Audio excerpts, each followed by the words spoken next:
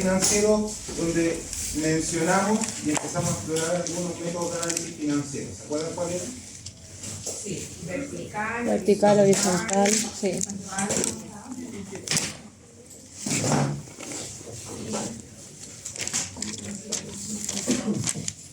Vertical.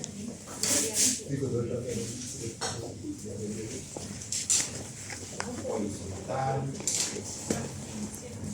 Y Los ratios. Eran 4, se dividían 4. Mencionamos, hicimos un pequeño ejercicio con datos, ¿cierto?, en la pizarra, donde logramos hacer un pequeño análisis vertical. El análisis vertical, ¿qué información nos da de los datos? Información de un año, ¿ya? ¿Y qué nos habla de ese año, de ese periodo? ¿Miden la estructura? ¿La? ¿Estructura? La estructura. Recuerden que en el análisis vertical yo puedo ver qué porcentaje es la cuenta de un gran total. Por ejemplo, en el estado de resultados, todos los porcentajes de todas las cuentas van a estar relativos a los ingresos por venta o los ingresos del ejercicio. Entonces, la primera línea del estado de resultados es un 100%, después vienen los costos de venta, que es un porcentaje de la venta, después viene, bueno, podemos ver el margen bruto, que también puede ser un porcentaje de la venta, los gastos de administración, con porcentaje de la venta. Todo se expresa en porcentaje de un total. En el estado de resultados en la venta, o porcentaje de los ingresos, y en el estado de situación financiera, dependiendo de cuál es lo que nos cuenta acá. Pasen. En el estado de resultados, dependiendo de cuál es la gran masa patrimonial que estamos analizando, va a ser un porcentaje de ese total. Por ejemplo, los activos, vamos a tener todas las cuentas como porcentaje de los activos, y los pasivos, todas las cuentas van a ser un porcentaje del total activo. En revés.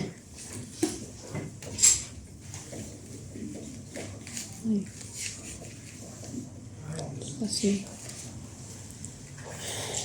Y en el patrimonio, todas las cuentas van a ser un porcentaje del total patrimonio.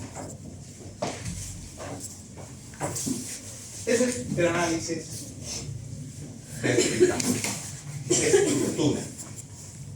Entonces, cuando nosotros vemos una cuenta, por ejemplo, no sé, las cuentas por cobrar, ¿dónde están las cuentas por cobrar? En el activo, en el estado de situación financiera. Nosotros vamos a ver qué porcentaje de los activos es ese activo. Por ejemplo, si tenemos los ingresos financieros corrientes, ¿de qué cuenta, de qué estado financiero es? Ingresos financieros. no corriente, del estado de situación financiera. Perdón, pasivos financieros corrientes. Es pasivo, ¿cierto? Y es de la cuenta de pasivo. Entonces, en el análisis vertical, nosotros vamos a tener esa cuenta como porcentaje del total de pasivos. No mide estructura. Nos da información relevante para después hacer un análisis horizontal. El análisis horizontal, ¿qué? Al menos Sí. Diferencia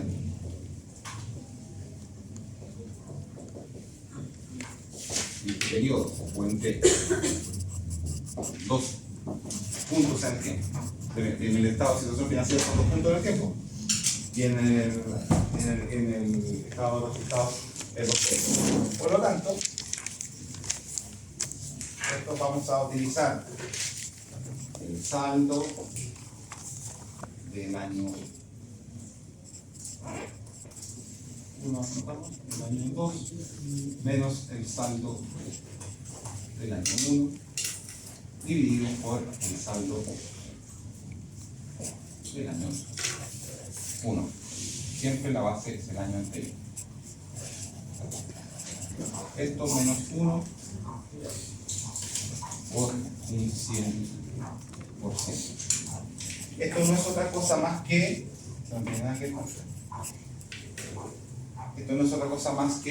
una variación porcentual en el tiempo. Cuando nosotros medimos rentabilidad, que medimos un lado medio, ese es también mejor. Diferencia porcentual en el tiempo. Por lo tanto, cuando ya tenemos identificado, y este es el camino que yo siempre les recomiendo, cuando tenemos identificado las cuentas más relevantes de nuestra estructura, nosotros después nos vamos a hacer un análisis horizontal de esas cuentas más relevantes. Porque si tenemos una cuenta en el estado de situación financiera que vale un 0,02% del activo, tal vez no sea muy importante hacer análisis sobre ella. Pero si tenemos una cuenta que es el costo de venta en el estado de resultados es el 60% de la venta, bueno, vamos a querer saber cómo se movió.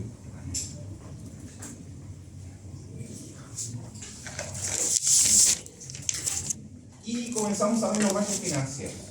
Dijimos que habían 4 grandes grupos de ratios.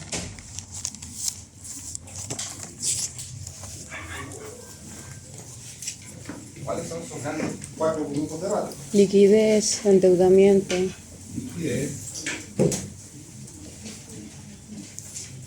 No, acuérdate.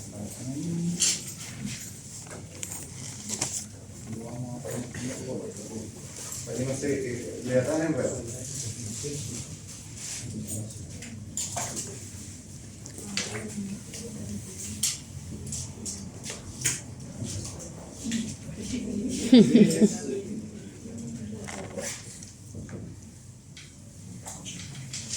Endeudamiento.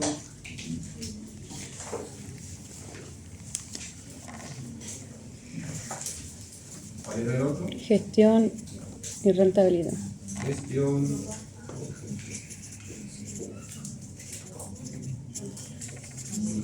Rentabilidad.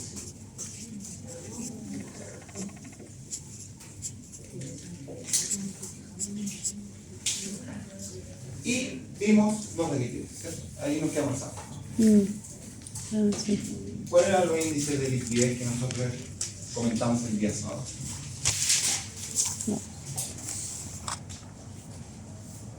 No, no tengo.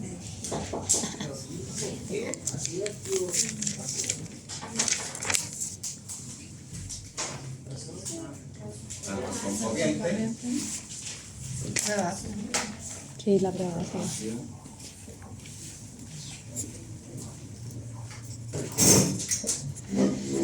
Y vimos otros que tenían que ver con el periodo medio de cobro y el periodo medio de pago.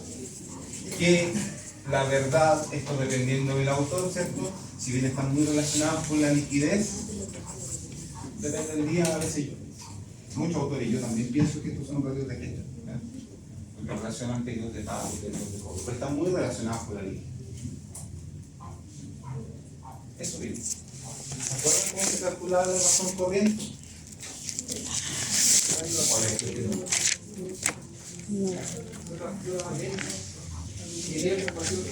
¿Qué mide la razón corriente? La capacidad que tiene la empresa de cumplir las obligaciones de corto plazo. Sí. ¿Cierto? ¿Cuáles son las obligaciones de corto plazo?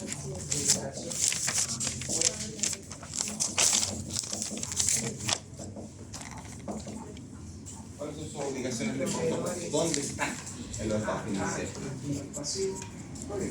En los pasivos corrientes, ¿cierto?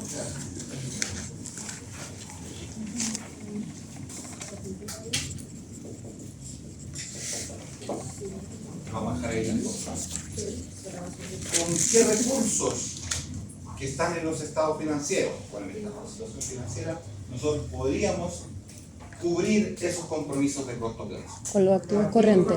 Con los activos corrientes, los activos más líquidos, ¿cierto?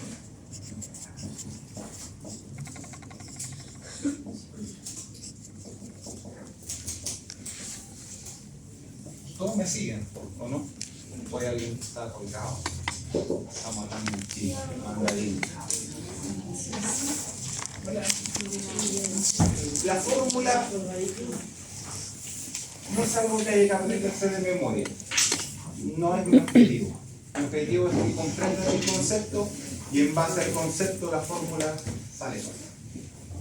Compromisos de corto plazo que hay que cubrir con los recursos más líquidos o de corto plazo.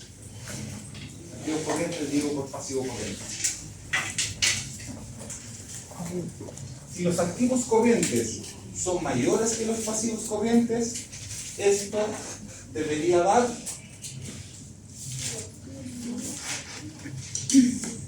mayor aún. Vámonos a un caso más fácil.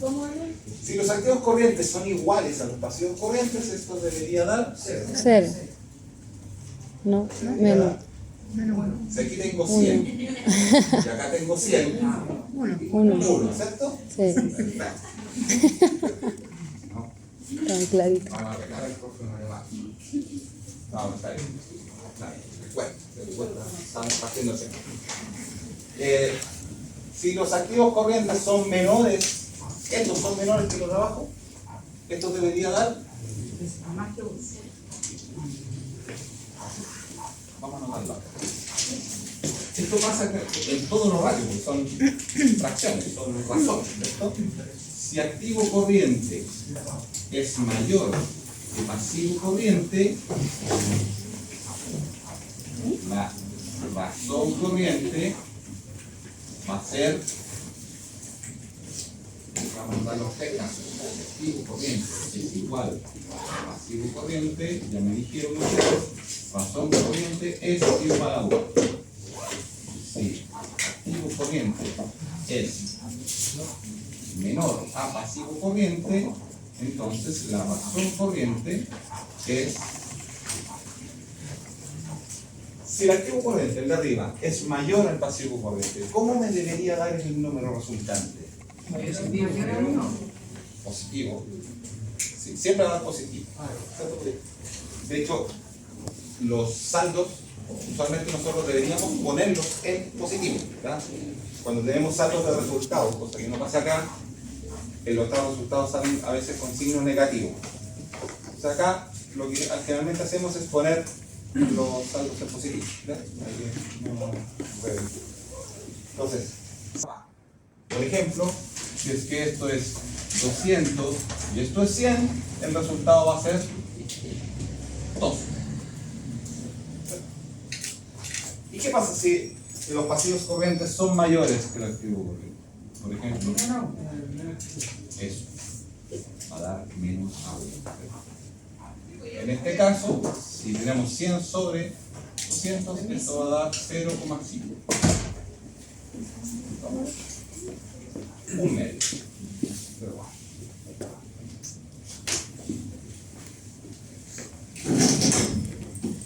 Ya, y estas son las tres situaciones que nosotros deberíamos siempre tener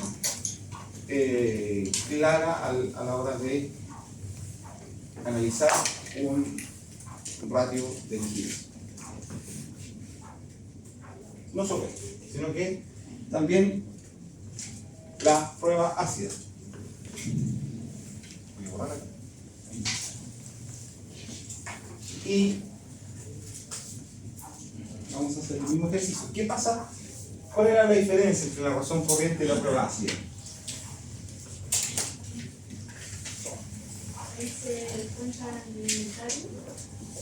Se descuentan los inventarios, ¿cierto? En la prueba ácida, o razón ácida, nosotros consideramos que los inventarios de la empresa no son tan líquidos y por lo tanto los sacamos los dejamos de considerar como recursos que responden en el corto plazo a cubrir los pasivos corrientes. Imaginemos que tenemos, no sé, inventario puede ser difícil de vender.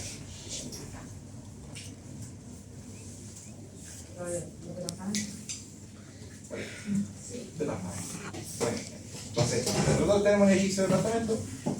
No es que mañana nosotros vayamos y vendamos todos los departamentos, a menos de que los liquidemos a muy bajo precio, y no es la idea, ¿cierto? Nosotros tenemos que revisar con los recursos de corto plazo.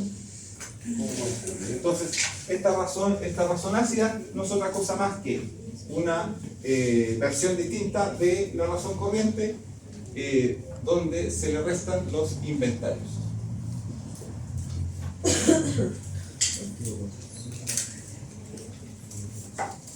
Siempre digo por los paseos con. De esa forma, hacemos el mismo análisis. Si los activos corrientes menos los inventarios son mayores que el pasivo corriente, ¿qué sucede?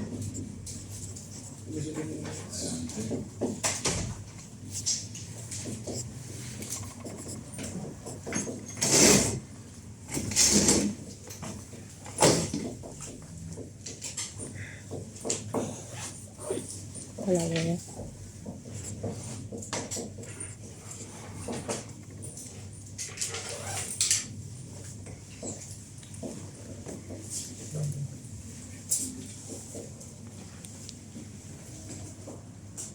Debería pasar lo mismo, ¿cierto? Si esto de arriba es mayor que esto de abajo, nuestra prueba ácida es mayor que 1.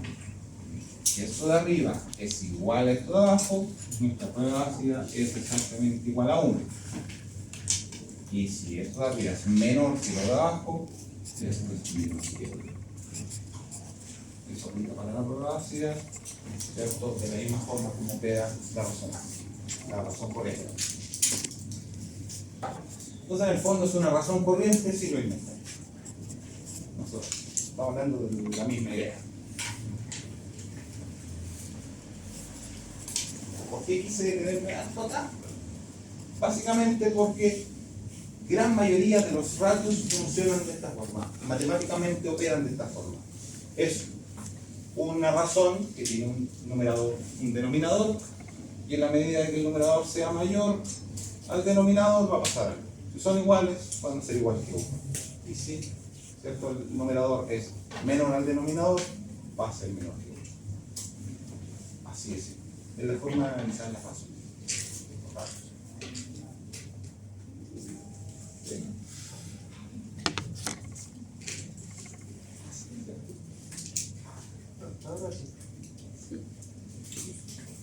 Pero bien. ¿Ah? Está súper fácil. De hecho, nosotros podríamos tener un Excel donde veamos y los números se resuelven. Es más, yo les podría pasar todos calculados. Y lo importante es que ustedes sepan saber qué es lo que está pasando ahí. Como cuando el médico recibe el examen de sangre y dice, este rango acá de los glóbulos rojos, no hace nada en eso, está muy alto. Y lo normal, porque además que los exámenes médicos dicen que no es lo normal. Esto es un poquito más difícil porque ni siquiera tenemos. Podríamos tener el promedio de la industria. Si el promedio de la industria nos dice que la razón ácida es 0,7 y nuestra empresa tiene 1,2, hay una desviación. Tener ojo, algo está pasando. Esto nos da el pie como para entrar nuevamente a mirar los estados financieros y ver por qué. ¿Qué pasa? Nos interesa la explicación que hay detrás del número. Eso es súper importante. Por eso las conclusiones que hay que sacar. Bien. Nos pusimos tristes. ¿Nos gustó? Mucha matemática. ¿Tiene combinación? Eso que no pusimos ningún logaritmo, elevado a algo, eso no va a estar acá. Bueno, aquí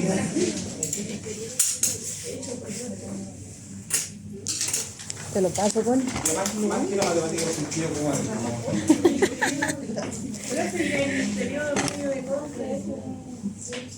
El periodo medio de cobre y el periodo medio de pago Ay, menos mal va a poner eso ahí porque si no, no sé. Está mal. ¿Qué pasó? No sé, no agarra. Ah, no había cachado. Yo pensé que era. Yo pensé que él tenía proyectado. ¿Qué pasó? Es que no vine el sábado, por eso. No vino el sábado. Soy pésimo. ¿Qué pasó? Perdóneme. Vino poca gente el sábado. Vino poca gente el sábado. Como siempre vino el Nico. Ah. Ya vamos a... Eso fue lo que hablamos el sábado, de los rayos. Y dice, esto está arriba. Sí. Sí, pues, si lo podéis ver en la... El periodo medio de cobro va a tomar la cuentas por cobrar del dividido por las ventas que están en el estado de resultados, que todo está dividido por 365. Así se calcula. ¿Y qué información nos entrega? La cantidad de días en promedio que se demoran los clientes en pagarle a la empresa. Yo tengo todas las cuentas por cobrar, y esas están proporcionadas a las ventas diarias. Eso es el resultado que me entrega. Es lo que demora en promedio en pagar a un cliente. El periodo medio de pago es lo que demora la empresa en pagar a sus proveedores. Y como yo les decía hace un momento, estos ratios son más bien ratios de gestión, porque de hecho vamos a ver los primos hermanos, ni siquiera primos hermanos, el mismo ratio visto de otra forma, que se llama rotación de cuentas por cobrar y rotación de cuentas por pagar, que es esta misma información vista desde otro punto. Y nos interesa mucho para la liquidez, puesto que del cobro y el pago nosotros podemos hacer gestión financiera en cuanto a la liquidez. Ya si tenemos periodos de cobro muy cortos y periodos de pago muy largos, nosotros podríamos tener oxígeno, digamos, desde un punto de vista para poder cubrir un compromiso a corto plazo. Entonces, son ratios de gestión, sí, son ratios pero son importantes. Y hay otro que se llama ciclo operacional, que toma la permanencia promedio del inventario, que ahí está calculada, también 365, dividido por el costo de venta, dividido por el inventario promedio. En estos ratios siempre vamos a, o por lo general, no siempre, vamos a estar mezclando cuentas del estado de resultados, como por ejemplo, las cuentas son, ambos son del balance.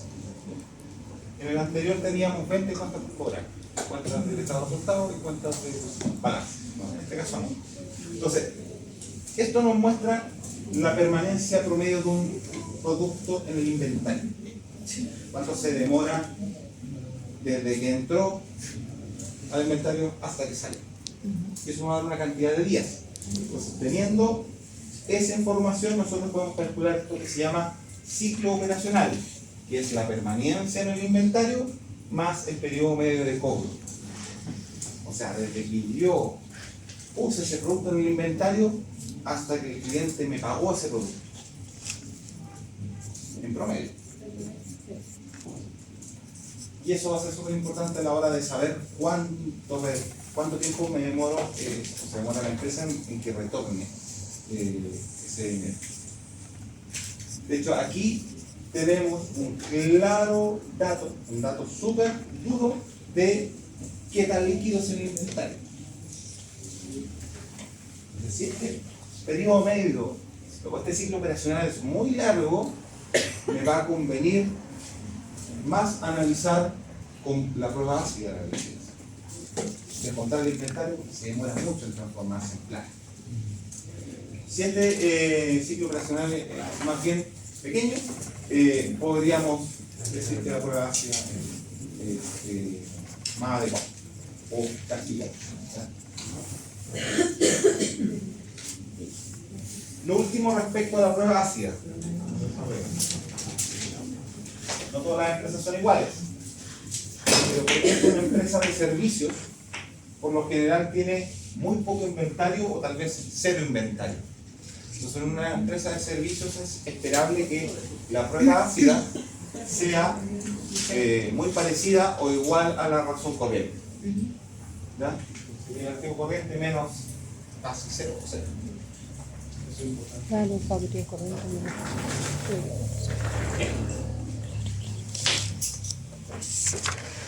Ya, podrían enfrentar un ejercicio ya entonces calcular o dar recomendaciones a tus dueños, ¿cierto? Todavía no. Vamos para allá. ¿Se ve bien o vamos a ver? La luz, sí, por favor. Ahí. Pasemos al segundo grupo de ratios que tiene que ver con la razón de deuda, con el endeudamiento en realidad, donde el exponente más importante es la razón de deuda. La segunda tribu de ratio a veces le decimos. Bueno, los ratios de endeudamiento lo que van a hacer es describir cómo es el endeudamiento de la empresa, cómo es el apalancamiento, qué tan apalancada está, estoy diciendo las mismas cosas, qué tan endeudada está y por ende qué tanto capital tiene. ¿Ya? E incluso, también lo mismo, conocer la estructura de capital. Todo eso, ¿cierto?, se analiza con esta información. La razón de deuda mide la forma como están financiados los activos. Como ustedes bien saben,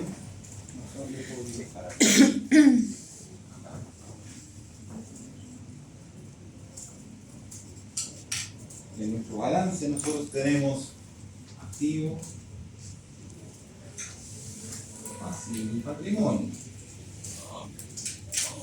Entonces, si tenemos una empresa que su activo es 100 en unidades monetarias, su pasivo es 60 y su patrimonio es 40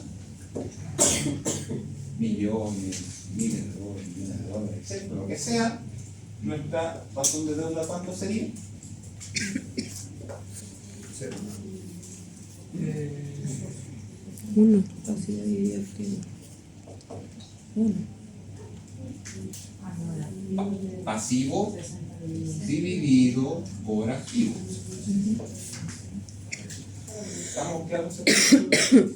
En mi cabeza es un balance claramente, pero no necesariamente ustedes tienen que tener eso claro.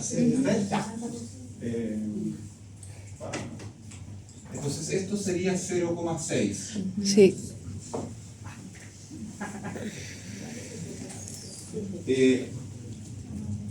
De preferencia, es una recomendación que viene de acá, pero no necesariamente lo correcto. Los únicos ratios que nosotros medimos en porcentaje son los ratios de rentabilidad, que los vamos a ver un poquito más adelante. Y los otros ratios, liquidez, endeudamiento y gestión, es mejor no ponerle porcentaje, sino que ponerle el resultado directo de la razón. Porque efectivamente por ahí escuché que es un 60%. Sí, es un 60%. Pero mi recomendación es decir, la razón de deuda es 0,6. Es lo mismo. Pero es un tema de cómo uno está acostumbrado a ver los datos. ¿Ya? Generalmente así se muestra. Entonces en este caso es 0,6. ¿Qué quiere decir eso? El 60% del activo está financiado por pasivo.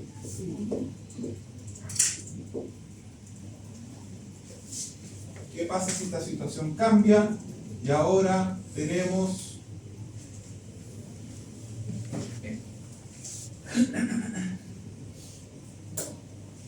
sigue siendo 100, esto es 20. ¿Cómo sería la razón de deuda? 0,2. ¿Cierto? 0,2. Esa es toda la información que nos entrega este ratio, sí, pero no es menor.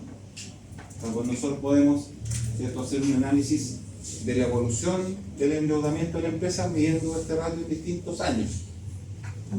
Y podemos encontrarnos tal vez que el año anterior su razón de deuda era 0,6 y de repente un año para otro cambió a 0,2. Y eso ya nos dice, cambió la estructura de capital.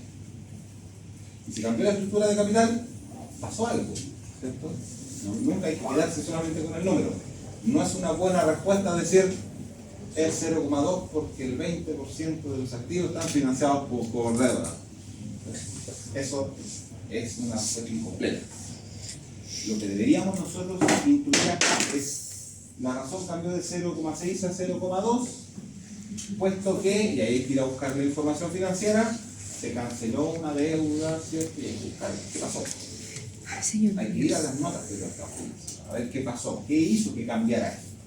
En ese sentido nos ayuda mucho el análisis horizontal y vertical, porque puede a lo mejor un crédito muy grande haber sido, por ejemplo, pagado acá. O puede que haya habido un aumento de capital y la deuda se mantuvo. Estamos dando proporción.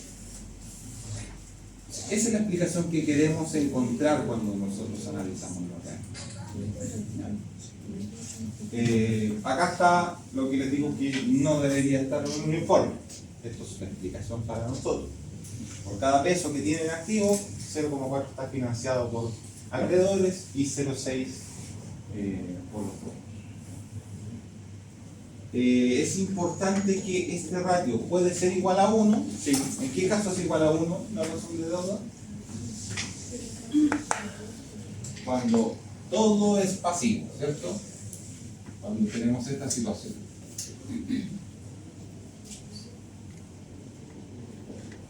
Los pasivos siempre. Pero ahí tendremos empresas sin patrimonio. Patrimonio para hacer. En una empresa en condición de quiebra, incluso, uno podría decir que el pasivo es 110. Eso quiere decir que es un patrimonio negativo. Menos 10. No sé si alguna vez han visto un estado financiero de esas características. Hay empresas que tienen más deuda que activos. Bueno, esto nos va a dar ese tipo de información. Ya. ¿Está claro?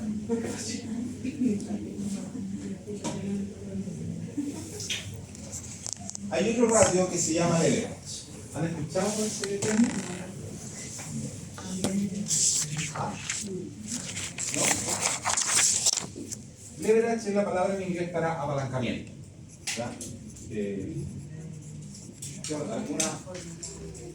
Algunos colegas les gusta hablar en inglés, leverage de la empresa, tanto. Aunque uno podría decir, sí, el apalancamiento de la empresa tanto. Este es un ratio muy relacionado con el endeudamiento, puesto que relaciona el pasivo, ¿cierto? Que también estaba en la razón política, con, vamos a dejarlo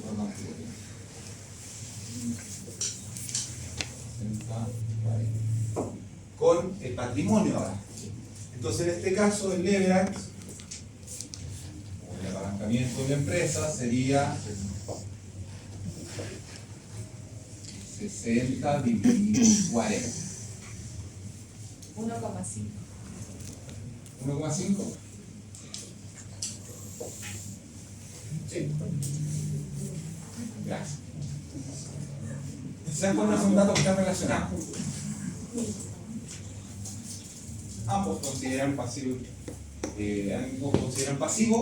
pero uno es una razón sobre el activo y el otro es una razón sobre el patrimonio.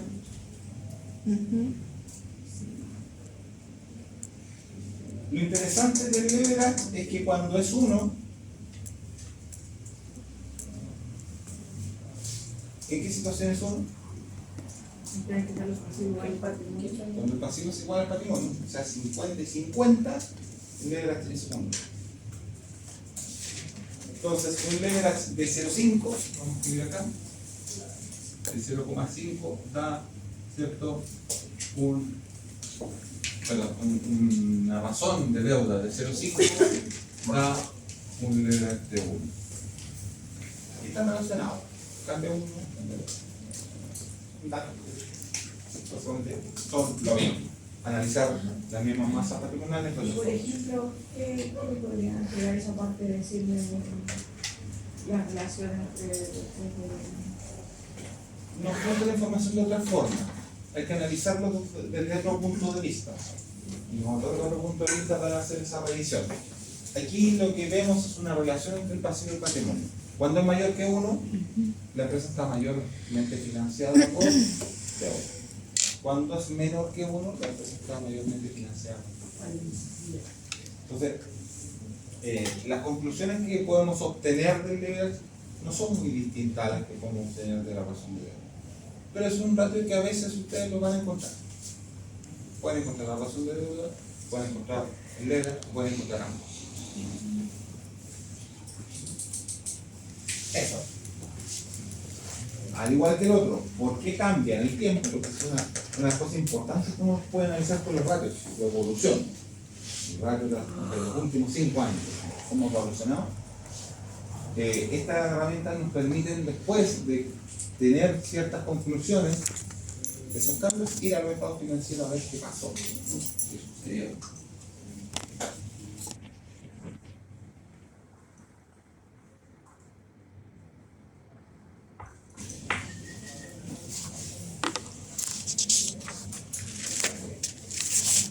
Bueno, vamos a los ratios de gestión. ¿Ya? Bueno, en realidad vimos 2 ratios de endeudamiento y más. Uno es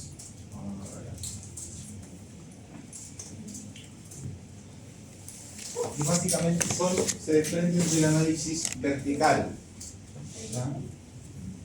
Es el endeudamiento de corto plazo, que sería pasivo y corriente, dividido por el pasivo total, y el endeudamiento de largo plazo, que es el pasivo no corriente, dividido por el pasivo total. ¿Se entiende por qué se desprende del análisis vertical? El pasivo corriente está acá. Es una de las cuentas que está acá. Ahí lo vamos. Todo esto es pasivo corriente. Entonces nosotros sacamos qué porcentaje es eso del total. Y después el no corriente, qué porcentaje es eso del total. Por eso se desprende el análisis vertical. Manténganlo también en sus set de herramientas como un ratio que es importante en ahí.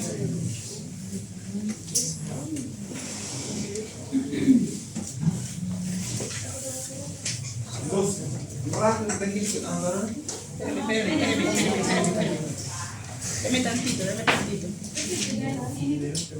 Endeudamiento. No corriente.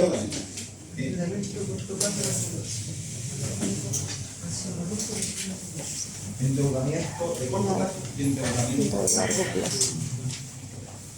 Pasivo no corriente.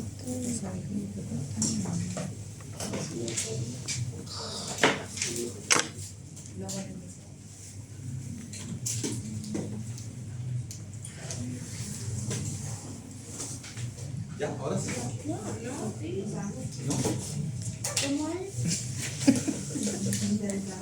El endeudamiento de corto plazo son los pasivos corrientes dividido por el pasivo total, y el endeudamiento de largo plazo es el pasivo no corriente dividido por el pasivo total.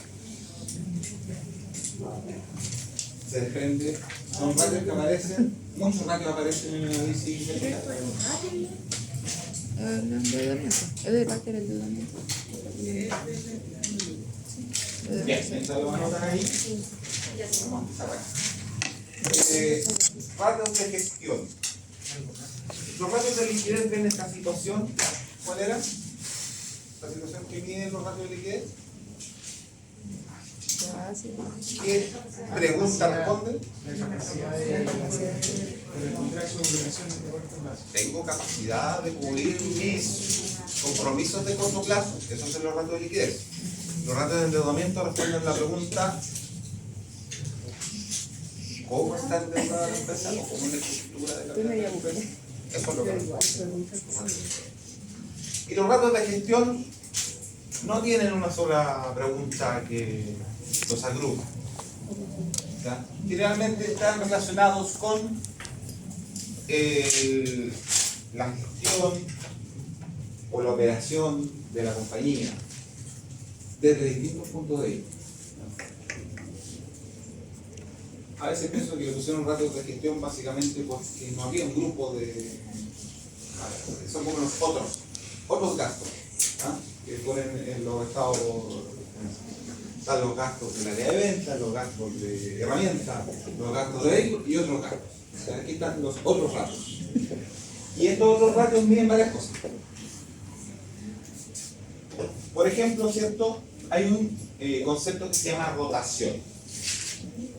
La rotación tiene que ver con cuánto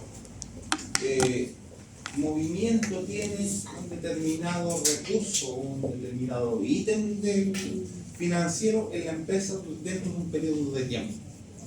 Por ejemplo, cuando hablamos de rotación de inventario, lo que nosotros buscamos saber es cuántas veces el inventario se renueva dentro de un año. El inventario se puede renovar una vez dentro de un año, o menos de una vez, o muchas veces.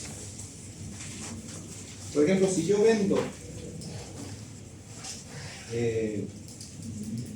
sé, 4 plumóvenes al año y mi inventario es 2, yo necesito renovar este inventario 2 veces. Porque esto, lo vendo, digo 2 más y lo vendo. Eso lo hice dentro de un año.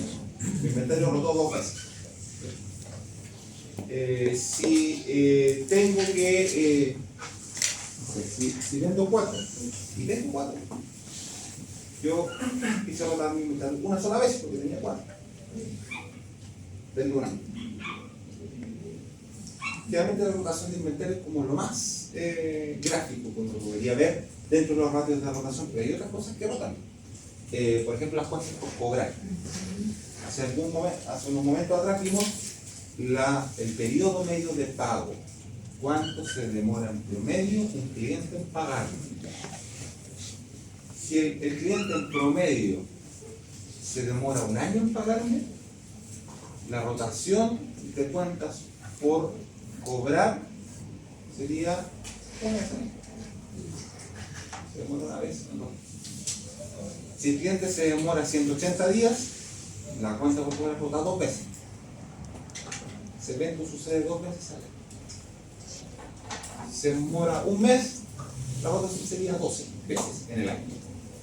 ¿Me captan? ¿Me siguen eso? Eso con el inventario, con las cuentas por cobrar, con las cuentas por pagar, incluso hasta con los activos, ya que es un poquito más raro, porque los activos no rotan, no todos los activos entran y salen como el inventario, tenemos edificios, tenemos otras cosas, ¿ya? Pero también existe una rotación de inventario, de activos. Y después la vamos a describir. Entonces, lo que dice acá es que a mayor rotación se aumenta la eficiencia de la organización. En el caso cuando tenía 2 plumones para vender 4 en el año, mi inventario es, me imagino que cada uno cuesta lucas. Mi inventario promedio es 2 lucas, 2.000 pesos.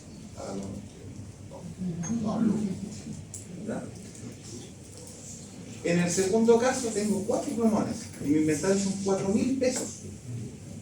Entonces, ¿qué es más eficiente? ¿Tener 2 o tener 4? Eficiente. Tener 2. ¿Estamos todos de acuerdo que tener 2 es más eficiente que tener 4? Porque si no tengo, o sea, si tengo 2, ¿qué diferencia hay con que tenga 4? Que puede no ser. ¿Ah? el inventario detenido, dinero. Tengo estos dos adicionales, los tengo acá en el inventario inmovilizado, ¿cierto? Por lo tanto,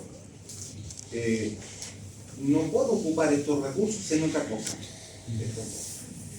Si tengo solamente dos, los recursos que ahora ya no tengo en inventario, los podría utilizar en reinversión, los podría utilizar para renovar activos, los podría utilizar para invertir, no sé, en otro proyecto, o para comprar acciones y rentabilizar sobre ellas, o por último, para ponerlo en una cuenta de depósito a plazo. Aunque dé poca plata, da por lo menos más plata que esto, porque van a acordar conmigo que en mantener dos plumones en inventario, ahora le vamos a poner en UEFs. Yo parto el año con 4 plumones y cada uno cuesta 1 UF. A final de año, ¿cierto? Partieron el año, no sé, con 32 lucas. Terminaron el año en 33, ¿cierto? Perdí plata. O sea, ni siquiera tengo plata inmovilizada, tengo pérdida tengo destrucción de valor por tener inventario o tener recursos inmovilizados. Entonces mejor ahí ponerlo en el depósito a plazo. Tal vez el depósito a plazo, si es que no es nuevo, me va a entregar un porcentaje ínfimo, pero pierdo menos que teniéndolo en el inventario. Entonces, la rotación, ¿cierto?, habla de eficiencia.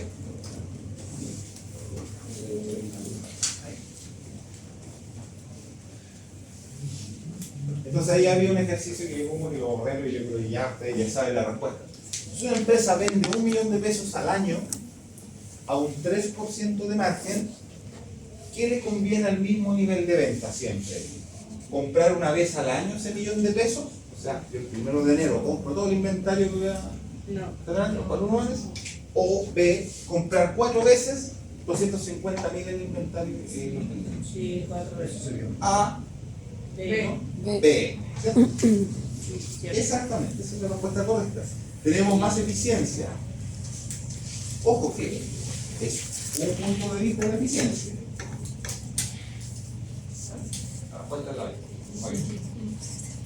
Entonces, es un punto de vista de la eficiencia. Porque puede pasar, y este es el otro punto de vista, ¿cierto? Siempre hay que tener varios puntos de vista sobre un punto. Que a lo mejor yo estimé que iba a vender 4, y me abastecí con 2. Y justo pasó que un cliente necesitaba 4. No lo tenía. O necesitaba 3. Y me quedé sin inventario. Ahí hay otra destrucción de valor que tiene que ver con no tener el inventario para vender. Entonces tenemos que buscar ese equilibrio. Eso depende mucho del tipo de empresa, depende mucho de la situación y del tipo de empresa. Entonces, no necesariamente una alta rotación es lo mejor para el negocio. Y aquí es donde nuevamente reitero, siempre lo digo, los ratios no tienen una receta mágica. No es que la rotación tiene que ser 5. No, esto depende mucho del negocio, de la industria, ¿cierto?, y qué es lo más óptimo. Incluso en este caso, hasta del perfil de riesgo de las personas que gestionan la empresa. Si el administrador de la empresa quiere ser arriesgado y comprar 2 y mantener 2, bueno, teniendo su rotación en 2, está cumpliendo por lo que él, ¿cierto?, quiere hacer como jefe. Si tiene 4, bueno, se tiene que poner inquieto porque no está logrando tener la rotación que quiere.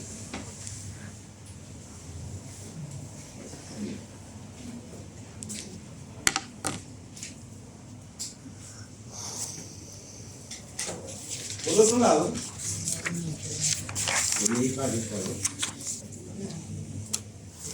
¿Cómo se llamaba la anterior? ¿cuál? Rotación de cualquier programa. ¿Bien? Rotación.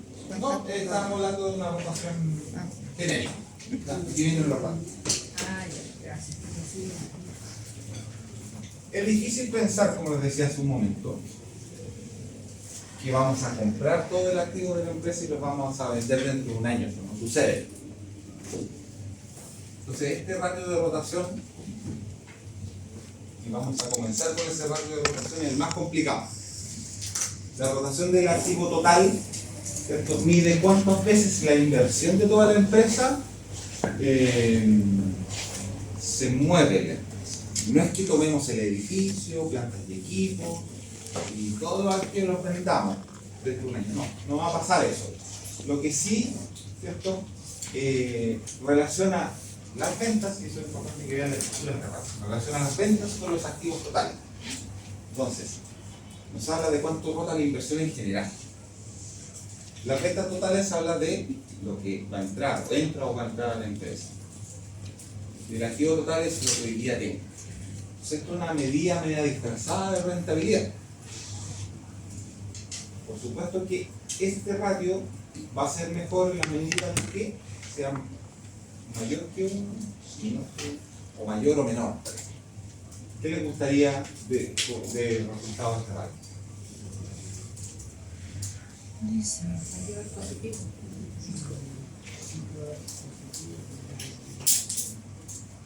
Más que positivo o negativo,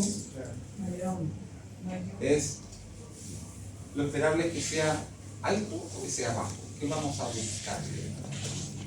Que la venta sea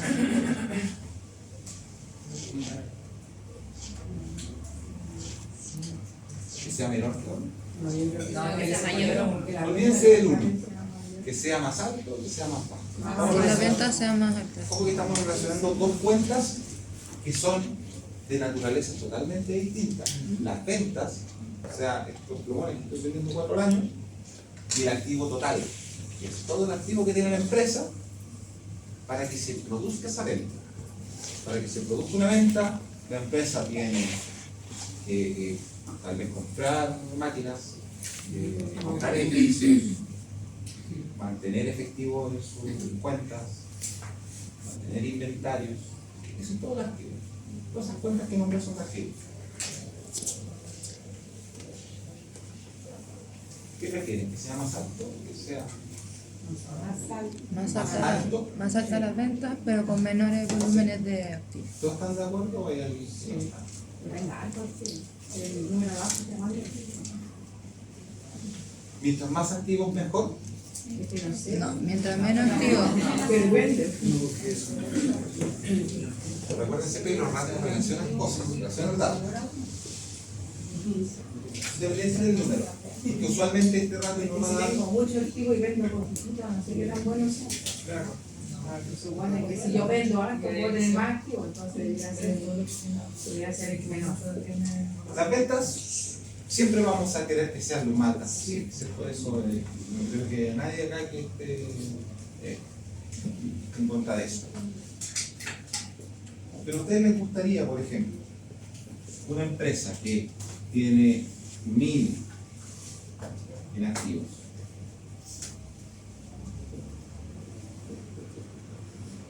y genere ventas de... Sabemos que las ventas siempre van a ser las mismas, entonces vamos a decir 100. Siempre vamos a vender 100. Entonces la empresa A tiene 1000 activos para generar al año 100 de venta. Tenemos una empresa B que tiene 500, o sea, la mitad de la otra, y también genera las mismas ventas de 100. ¿Qué empresa les gusta más? B. ¿La A o la B? B. La A. B.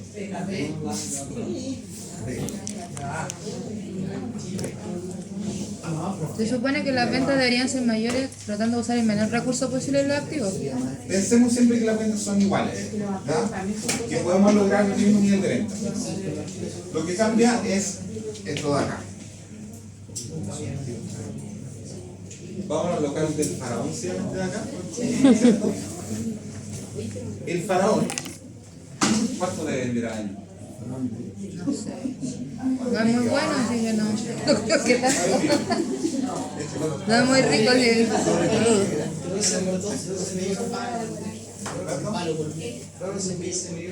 15 millones al año. para vender esos 12 millones.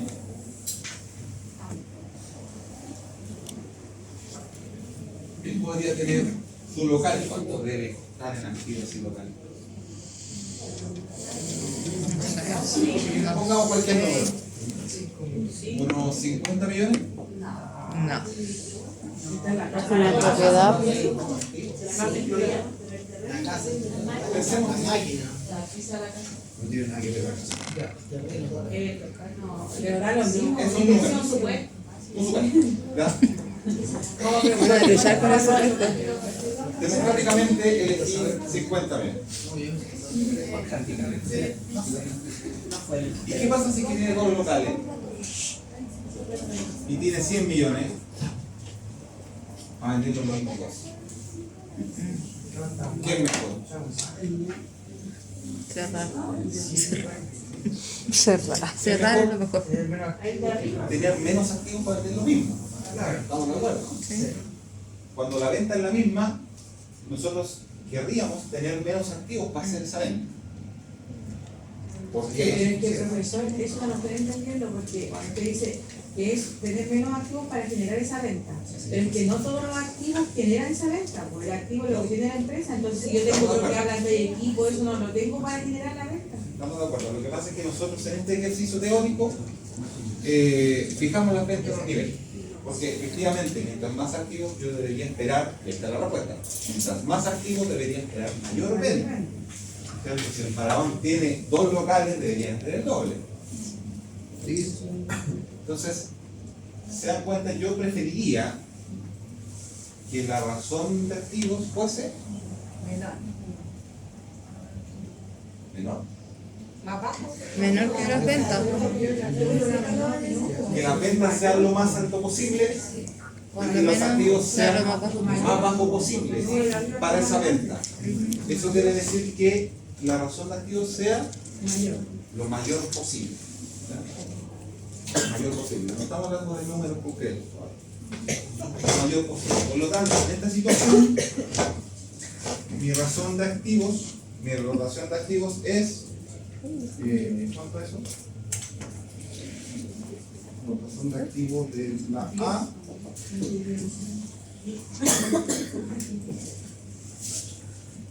$100 dividido por 1000. Y la otra es 100 dividido por 500. ¿Cuánto es 100 dividido por 1000? 0,1. Sí, 0,1. ¿Y esto es 0,1? ¿Sí? ¿Estamos bien? ¿La calculadora dice eso? Estamos bien. Que sea la rotación de activos entonces, que sea lo más alto posible, quiere decir que esta opción es más eficiente. ¿Recuerden? La eficiencia. Este ratio o este resultado de ratio es más eficiente. Ahora bien, si el señor faraón tiene dos locales y vende lo que vendería con uno, ¿cuál es la recomendación? Nos hablan de ¿qué vamos a hacer cuando analizamos este examen, ¿cierto?, de sangre? Le decimos al paciente no coma carne, no coma cosas calóricas. ¿Qué le vamos a decir a esta empresa? No tenga más activo. No tenga más activo. Cierre uno. Opción 1. Opción 2. Vender más con ese local adicional. De hecho, son las dos medidas de gestión financiera que nosotros podríamos hacer cuando vemos esta ratio. Y una de las cosas que generalmente se hace es, cuando tenemos este ratio que encontramos que podría ser mejor, solicitamos, ¿cierto?, a el departamento de contabilidad, personas muy simpáticas que estudian, entonces nos pasan todo el listado de activos. Y le podemos preguntar al encargado de las operaciones. Ah, ok, ahí está todo el listado de activos. Dime cuáles son los que realmente están utilizando la operación para vender y cuáles son prescindibles. Porque esos prescindibles tienen dos opciones. O los usas o los vendes. Si usas para vender más, o los vendes para bajar el activo total. ¿Entienden? Ese es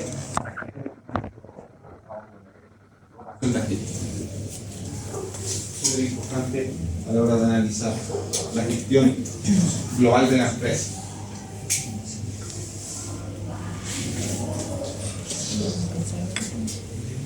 Aquí está la gestión, la rotación de inventario, lo que hablábamos de los plumajes. Entonces lo que nos dice la rotación de inventario es básicamente cuánto es el costo de los productos que vendiste, segunda línea del estado de resultados, de venta, dividido por los inventarios o por las existencias.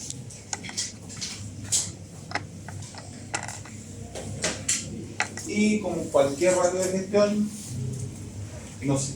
un número mayor nos habla de mayor eficiencia. Recuerden esta dicotomía o esta contraposición que existe entre la eficiencia y el riesgo.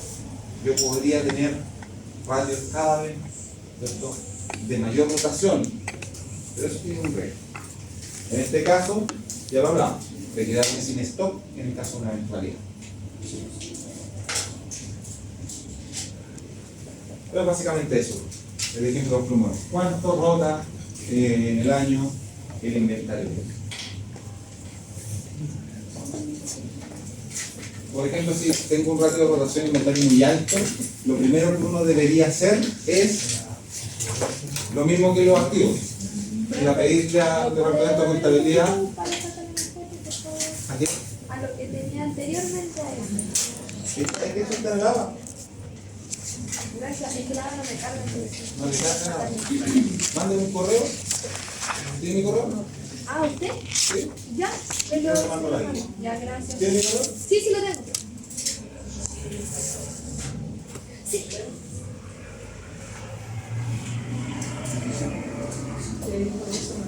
Ah, ya.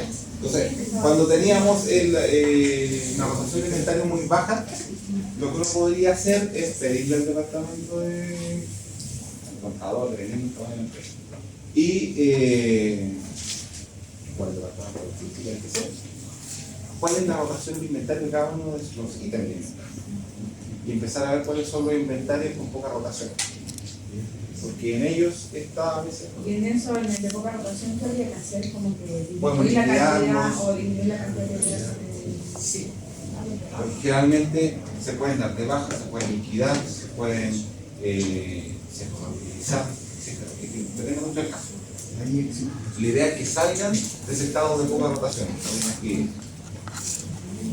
ejemplo, en una empresa había ese problema y lo hicieron, pero no era con inventario, sino con los repuestos de poder. Entonces, lo que hicieron fue disminuir los rangos que tenían que tener. Por ejemplo, si no se tenían que tener 4 grupos y se dieron cuenta que solamente ocupaban 2, disminuyeron el rango de Necesario como para la operación. Claro, de existencia. claro. Claro, como recalcular la cantidad de existencia. Muchas veces las bajas rotaciones de inventario en algunos ítems, porque cuando ya nos vamos a los ítems, esto es análisis financiero. Total, cuando nos vamos al detalle de cada uno de los ítems de inventario, por lo general, esos ítems de poca rotación es porque hubo un forecast que no reflejó la realidad, no mal hecho. Portan mal estirado. Hay que tener ahí está en los zapatos del que hace los fotos. Entonces, básicamente lo hace la mano. Lo digo yo que hago fotos. Me equivoco. Justo me equivoco. El criterio de estimación no se la ha actuado. Ya. Rotación de cuentas por cobrar y rotación de cuentas por pagar.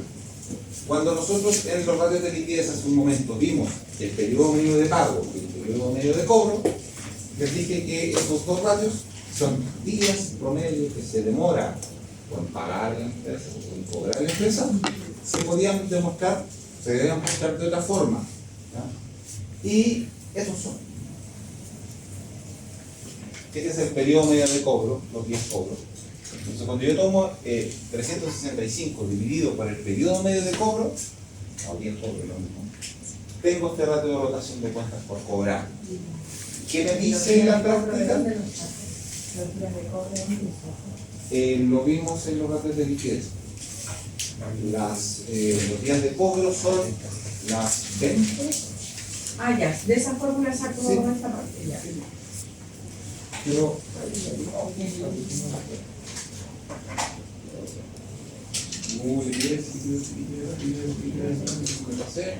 Ahí, ahí. Ese. ya. Lo que pasa es que en la RPT dice días cobro, periodo medio cobro, lo mismo. Ya. Días pago, ¿ya? De ahí saco ese dato, ya. Eso es lo que demora en promedio en pagar a un cliente y esto es lo que demora en promedio en cobrar, en pagar a un proveedor.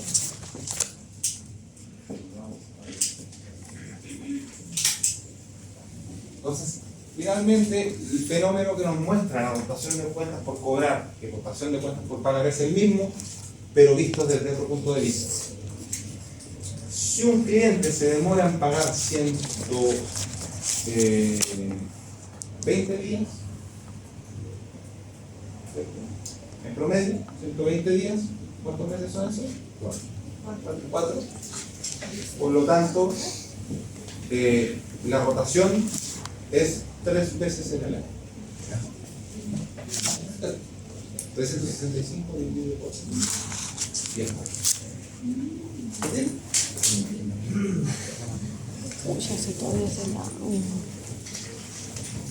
Nosotros determinamos que el periodo medio de cobro es igual a 120 días, con la fórmula que vimos de la lámina de arriba.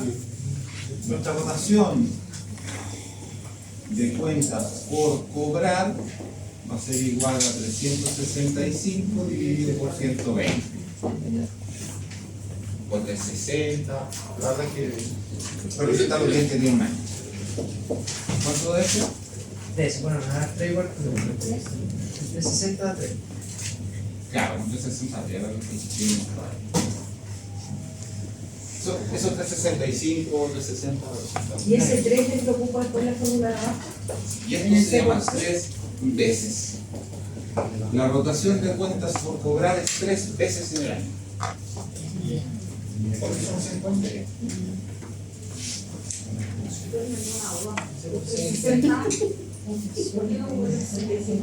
Esto representa, como les digo, puede ser 365 o puede ser 360. Igual da 3 como y algo, así que son 3 veces lo Puede mismo. ser 360. Porque representa los días que tiene el año. Porque él salía con 365. ¿O no? Lo que sería el resultado.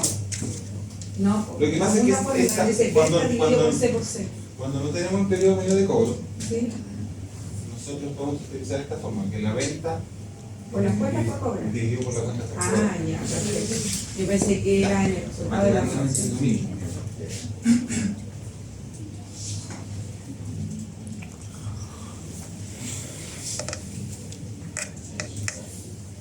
Ahí.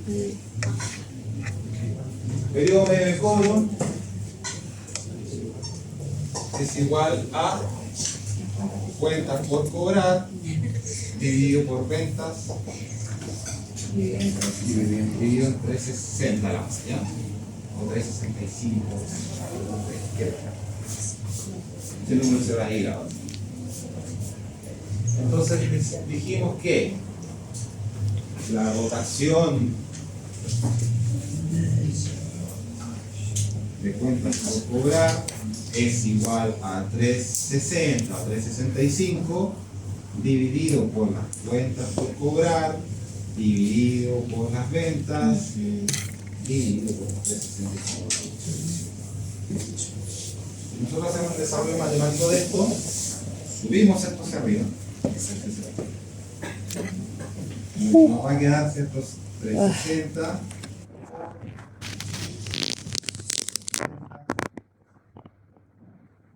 dividido presupuesto dividido por cuentas por programa. Después 60 se van y al final me queda venta dividido por cuentas por programa. ¿Y eso fue? ¿Ya? Demasiado. Álgebra. No es simple, álgebra ¿cómo se llama? Es que para ellos no voy a pedir que hagan eso. Pero para la gente que la ve, detectando cosas.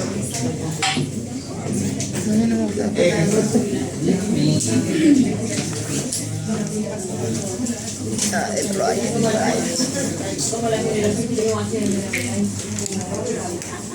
Nosotros estamos talados. Ahora. Muy rápido. Ya. El sábado. El sábado vamos a ver la radiorentabilidad, con aquí terminamos los radios. Vamos a hacer un ejercicio. Ya.